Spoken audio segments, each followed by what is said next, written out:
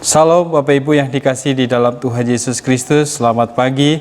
Kembali kita berjumpa di dalam mimbar GSK Bogor pada pagi hari ini di bulan Juni minggu yang ketiga. Saudara, mari kita semuanya bersama dengan keluarga kita akan beribadah. Jadi tidak ada di tempat yang lain. Luangkan waktu untuk bersama istri dan anak-anak atau cucu dengan orang tua beribadah secara keluarga. Kita akan belajar kebenaran firman Tuhan hari ini supaya Tuhan boleh hadir dan akan menyertai dan memberkati kita semuanya. Saudara, mari kita buka Alkitab kita di dalam Keluaran pasal yang ke-17. Keluaran pasal yang ke-17 ayat 1 sampai ayat yang ke-7. Saya akan membacakannya untuk kita semuanya. Demikian bunyi firman Tuhan. Di Masa dan di Meribah. Kemudian berangkatlah segenap jemaah Israel dari padang gurun Sin, berjalan dari tempat persinggahan ke tempat persinggahan sesuai dengan titah Tuhan. Lalu berkemahlah mereka di Rafidim, tetapi di sana tidak ada air untuk diminum bangsa itu. Jadi mulailah mereka bertengkar dengan Musa. Kata mereka, "Berikanlah air kepada kami supaya kami dapat minum." Tetapi Musa berkata kepada mereka, "Mengapakah kamu bertengkar dengan aku? Mengapakah kamu mencobai Tuhan? Hauslah bangsa itu akan air di sana." Bersungut-sungutlah bangsa itu kepada Musa dan berkata, "Mengapa pula engkau memimpin kami keluar dari Mesir untuk membunuh kami, anak-anak kami dan ternak kami dengan kehausan?" Lalu berserulah Musa kepada Tuhan, katanya, "Apakah yang akan kulakukan kepada bangsa ini? Sebentar lagi mereka akan melempari aku dengan batu." Berfirmanlah Tuhan kepada Musa, "Berjalanlah di depan bangsa itu dan bawalah beserta engkau beberapa orang dari antara para tua-tua Israel. Bawalah juga di tanganmu tongkatmu yang kau pakai memukul sungai Nil dan pergilah. Maka aku akan berdiri di sana di depanmu di atas gunung batu di Horeb. Haruslah kau pukul gunung batu itu dan dari dalamnya akan keluar air sehingga bangsa itu dapat minum." Demikianlah diperbuat Musa di depan mata tua-tua Israel. Dinamailah tempat itu Masa dan Meribah oleh karena orang Israel telah bertengkar dan oleh karena mereka telah mencobai Tuhan dengan mengatakan, "Adakah Tuhan di tengah-tengah kita atau tidak?"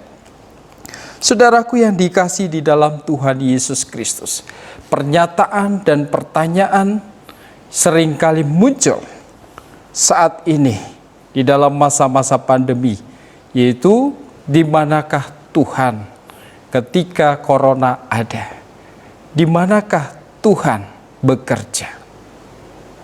Dan bahkan banyak berlomba-lomba orang menciptakan dan menulis buku di manakah Tuhan di dalam masa-masa pandemi, di dalam masa-masa ada virus corona ini. Banyak saudara dan bahkan saya pun sudah mendapatkan buku itu.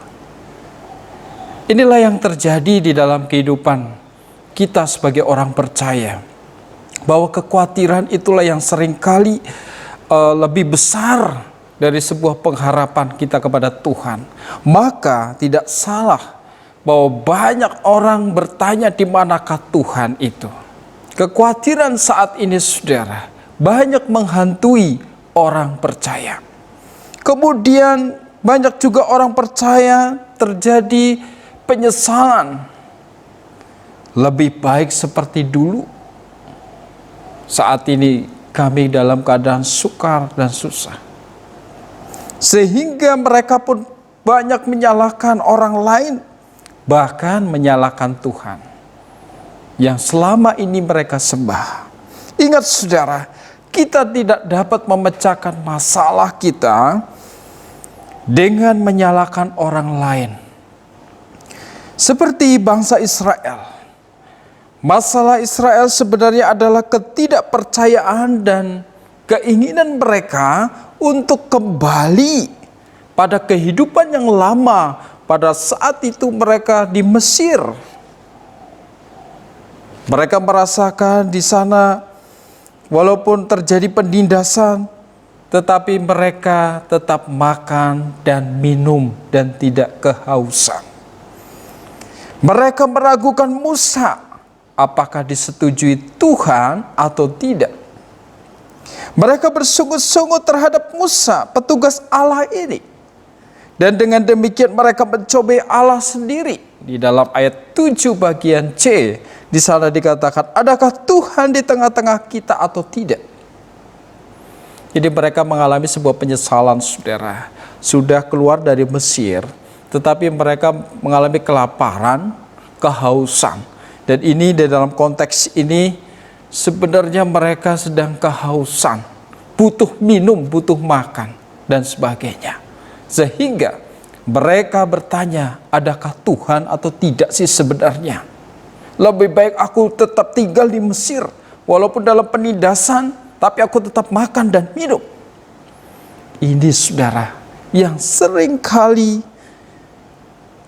menghantui kita sebagai orang percaya. Pernyataan ini dan kekhawatiran yang sering kita alami. Iman kita kalah dari kekhawatiran itu. Saudara, seringkali kita seperti orang Israel. Walaupun tidak segarang bangsa Israel, suka mengeluh. Ada statement yang begitu bagus, saudara. Dikatakan demikian. Ada banyak alasan untuk mengeluh, tapi ada 1000 macam alasan untuk kita bersyukur. Luar biasa, saudara. Setiap kesukaran yang kita jumpai adalah suatu kesempatan untuk menguji diri sendiri. Kita mau maju atau tidak? Apakah kita mau mundur? Apakah kita akan berkata, adakah Tuhan di tengah-tengah kita atau tidak? Ketika kita mengalami kesukaran itu, saudara. Langkah apa yang diperlukan agar kita tidak masuk di dalam pernyataan ini yang menyakitkan hati Tuhan? Pernyataan seperti apakah? Seperti bangsa Israel sebutkan. Adakah Tuhan di tengah-tengah kita atau tidak? Ini sangat menyakitkan hati Tuhan, saudara. Ketika kita ungkapkan, ketika kita imani dengan pernyataan seperti ini, gara-gara kesukaran. Padahal kesukaran itu adalah untuk menguji diri kita, iman kita. Jadi supaya kita tidak terjerumus di dalam pernyataan ini, saudara, ada langkah-langkah yang diperlukan untuk kita tetap bangkit, percaya kepada Tuhan. Langkah yang pertama, saudara, yaitu introspeksi diri kita.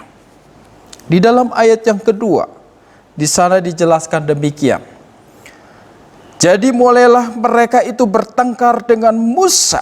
Kata mereka, berikanlah air kepada kami supaya kami dapat minum. Tetapi Musa berkata kepada mereka, mengapakah kamu bertengkar dengan aku? Mengapakah kamu mencobai Tuhan? Saudara, di dalam ayat yang kedua ini orang Israel meminta air kepada Musa. Memaksa Musa. Mereka kehausan. Musa berkata, mengapakah bertengkar dengan aku dan mencobai Tuhan? Gara-gara kehausan, gara-gara air. Mereka tidak menyadari siapa diri mereka. Waktu di dalam penindasan di Mesir, saudara, Tuhan mendengar jeritan mereka. Tuhan mendengar apa yang menjadi kesukaran mereka. Tuhan mendengar apa yang menjadi jeritan mereka, minta tolong supaya lepas dari penindasan. Dan pada akhirnya Tuhan menolong lewat Musa untuk mengeluarkan mereka dari Mesir. Tetapi mereka tidak menyadari akan hal ini, saudara. Sudah ditolong, tetapi mereka malahan merongrong kepada Musa dan bahkan mengatakan, adakah Tuhan di tempat ini atau tidak? Luar biasa saudara. Ini gara-gara kedagingan mereka, urusan perut mereka, kekhawatiran mereka, pada akhirnya membuat hati Tuhan sedih. Seharusnya mereka bersyukur saudara. Sudah ditolong, sudah dikeluarkan dari Mesir, Tuhan mendengar jeritan mereka. Hal ini juga untuk pembelajaran bagi saya dan saudara. Kita sudah ditolong, sudah diselamatkan. Seharusnya kita bersyukur, bukan malahan mengumpat atau bertanya, di manakah pertolongan Tuhan selama ini? Sebuah pertanyaan untuk kita. Siapakah diri kita ini sebenarnya saudara? Dia membentuk dan mau menjadikan kita dewasa di dalam iman. Ini yang Tuhan inginkan, yang Tuhan ingin lakukan di dalam kehidupan kita. Supaya kita pun bisa mawas diri, dan supaya orang Israel dewasa dan percaya. Kita seringkali menjadikan Tuhan itu pesuruh. Kita menjadikan Dia sebagai kambing hitam atas apa yang terjadi pada kehidupan kita. Seperti orang Israel lakukan kepada Musa dan bahkan kepada Tuhan. Saudaraku yang dikasihi dalam Tuhan, siapakah diri kita ini? Mari koreksi dan sadari. Kita harus mawas diri bahwa kita ini dibentuk, mau dijadikan sebagai anak-anak yang istimewa. Maka dari itu koreksi diri kita. Apakah selama ini kita terjerumus di dalam kekhawatiran kita? Apakah kekhawatiran kita menghantui iman kita? Apakah kesengsaraan yang kita alami ini membuat iman kita semakin kendor, sehingga kita lari dari Tuhan, lari dari pertemuan-pertemuan ibadah keluarga? Saudaraku yang dikasihi di dalam Tuhan Yesus Kristus, koreksi diri kita saudara. Apakah kita sudah berkenan di hadapan Tuhan atau belum? Kita semuanya tidak berkenan di hadapan Tuhan. Supaya kita diperkenankan di hadapan Tuhan, mari kita mendekatkan diri kepada Dia. Kita mau terus introspeksi diri, karena kita sudah diselamatkan. Kita akan dibentuk untuk menjadi anak yang benar-benar takut akan Dia. Amin saudara. Yang kedua saudara, supaya kita tidak terjerumus di dalam pernyataan di manakah Tuhan, adakah Tuhan atau tidak, pertolongan Tuhan ada atau tidak. Yang kedua saudara, kita harus tetap ingat dan percaya pada Tuhan. Di dalam ayat yang kelima dan ayat yang ke-6, saya akan membacakannya untuk kita saudara. Berfirmanlah Tuhan kepada Musa, berjalanlah di depan bangsa itu dan bawalah beserta engkau beberapa orang dari antara para tua-tua Israel. Bawalah juga di tanganmu tongkatmu yang kau pakai memukul sungai Nil, dan pergilah. Maka aku akan berdiri di sana di depanmu di atas gunung batu di Horeb. Haruslah kau pukul gunung batu itu, dan dari dalamnya akan keluar air, sehingga bangsa itu dapat minum. Demikianlah diperbuat Musa di depan mata tua-tua Israel. Bangsa Israel adalah bangsa yang tegar tengkuk saudara. Bahkan melupakan penyertaan Tuhan. Kita flashback saudara, ya, apa yang terjadi di Mesir pada saat itu. Yang pertama, mereka menjerit, mereka mengalami sebuah penderitaan, yaitu di Mesir. Kemudian Tuhan melihat dan bahkan Tuhan mendengar jeritan mereka. Lalu dijanjikanlah tanah Kanaan. Kemudian keluar dari Mesir, Musa dipakai Tuhan untuk menghadapi Fir'aun. Kemudian keajaiban-keajaiban Tuhan dinyatakan di Mesir melalui Musa pada saat itu. Kemudian lepas dari kejaran bangsa Mesir, kemudian kelaparan atau kehausan, mereka dikasih mana, bahkan daging, yaitu atau air Di dalam pasal yang ke-16, mereka kehausan lagi. Pada pasal yang ke-17 ini saudara, mereka dikasih minum lagi. Malahan mereka mencobai Tuhan dan bertanya, adakah Tuhan atau di manakah Tuhan itu? Wow, saudara, apakah ini sesuatu yang tidak menyakitkan hati Tuhan? Yang tidak tahu diri, kalau bahasanya saudara, sudah diberikan semuanya. Mereka lupa akan keajaiban-keajaiban yang diberikan kepada mereka dan mereka melihat sendiri dan bahkan merasakan sendiri. Malahan mereka bersungut-sungut. Kebangetan banget saudara, ya. Bangsa ini benar-benar lupa. Nah, ini saudara, sering terjadi pada kita saudara. Lupa akan pertolongan Tuhan, lupa akan keajaiban yang Tuhan buat pada kita. Sering kita bersungut-sungut dan pada akhirnya kita mengeluh, sering tidak percaya. Di mana iman kita? Masalah datang, lalu kita lari. Di mana Tuhan yang selama ini kita sembah? Kita berteriak, kita memuji Tuhan, kita berdoa. Tetapi ketika masalah datang, kita lari. Saudara, kesukaran yang kita alami, Tuhan pakai supaya kita dewasa, supaya iman kita kuat. Jadi jangan sampai kesukaran itu terus menghantui hidup kita sebagai orang percaya saudara. Semua itu Tuhan pakai untuk mendewasakan iman kita. Lupa akan pertolongan-pertolongan Tuhan selama ini. Jangan saudara, ya. Mari kita lihat keajaiban Tuhan. Apa yang kau pakai saat ini itu dari mana? Lihat keajaiban Tuhan, lihat pertolongan Tuhan. Seharusnya kita bersyukur. Apa yang kita makan sehari-hari, kita bertanya saudara, dari mana itu? Biaya sekolah, sehingga kita bisa menyekolahkan anak-anak kita dan bahkan mereka sudah lulus, bahkan naik kelas. Ya, pada minggu-minggu ini sudah diumumkan mereka lulus, mereka naik kelas, semua bisa dibayar. Itu dari mana? Bayar kontrakan, mungkin kita yang masih ngontrak, dari mana? Kemudian kita bisa sehat, itu dari mana? Pernahkah kita bertanya seperti itu kepada Tuhan? Itu semua dari Tuhan saudara. Maka jangan seperti orang Israel, di manakah Tuhan, adakah pertolongan Tuhan?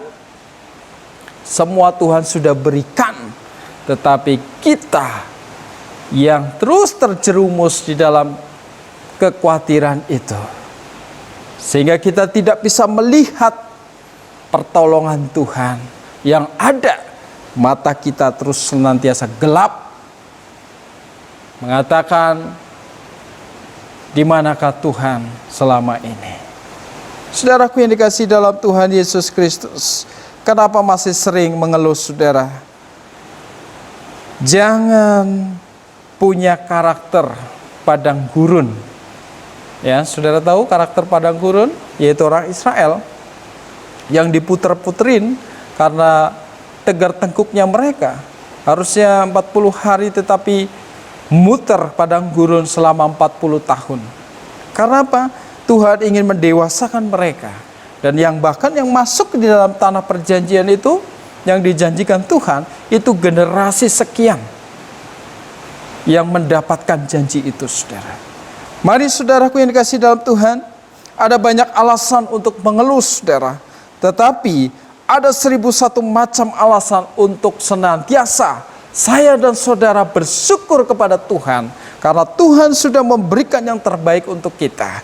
Ingat, tetap percaya pada Tuhan. Apa yang kita hadapi adalah alat Tuhan untuk pendewasaan kita, pendewasaan iman kita. Kita sebagai orang percaya jangan sampai mengatakan, di manakah Tuhan? Di manakah pertolongan Tuhan selama ini? Supaya kita tidak terjerumus di dalam pernyataan itu, supaya kita tidak menyakiti hati Tuhan, mari untuk kita lakukan yang pertama, introspeksi diri. Koreksi diri kita, perbarui hidup kita. Selama ini mungkin kita bersungut-sungut, tidak mau melihat keajaiban Tuhan, kita tidak mau melihat pertolongan Tuhan, kita selalu dihantui kekhawatiran, mata kita selalu ditutup dengan kekhawatiran, kesengsaraan kita. Yang kedua, saudara, tetap percaya Tuhan. Siapa? Yaitu Tuhan Yesus yang selama ini kita sembah. Akan keajaiban yang Tuhan buat pada kita, senantiasa bersyukur, saudara, bahwa Tuhan selalu ada di dalam kehidupan saya dan saudara. Maka ketika kita diberikan kesempatan untuk bersekutu, untuk beribadah, itu adalah momen untuk kita bisa memperbarui hidup kita. Karena Tuhan akan hadir memberkati keluarga kita bersama istri kita, anak-anak kita, mungkin orang tua kita atau cucu kita. Mari saudara, saya mengajak kita semuanya bahwa Tuhan hadir di tengah-tengah kita. Biarlah firman Tuhan hari ini menjadi berkat bagi kita semuanya. Mari kita berdoa. Kami bersyukur ya Tuhan untuk kasih dan penyertaan Tuhan pada pagi hari ini. Untuk berkat firman Tuhan yang boleh mengingatkan kami, supaya kami senantiasa bersyukur, senantiasa takut akan Tuhan, dan percaya bahwa Engkau hadir di tengah kehidupan kami, di tengah persekutuan kami, di tengah keluarga kami, dan bahkan selalu mencukupkan apa yang kami perlukan dan kami butuhkan. Terima kasih Tuhan. Biarlah hari ini kami boleh belajar firman Tuhan. Kami tidak mau Tuhan terjerumus di dalam pernyataan di manakah Tuhan, di manakah pertolongan-Mu. Tetapi kami boleh memperbarui hidup kami, dan bahkan kami tetap percaya bahwa Tuhan senantiasa menolong, menyertai setiap detik, setiap waktu, setiap jam, dan bahkan setiap hari di dalam kehidupan kami. Kami boleh merasakannya. Ampuni segala dosa dan pelanggaran kami Tuhan. Terima kasih, kami berdoa dan mengucap syukur. Haleluya. Amin. Tiap jam, tiap waktu ku perlu Kau Tuhan. Tanpamu hidupku tak berarti. Jangan Kau biar walau sekejap daku berjalan sendiri.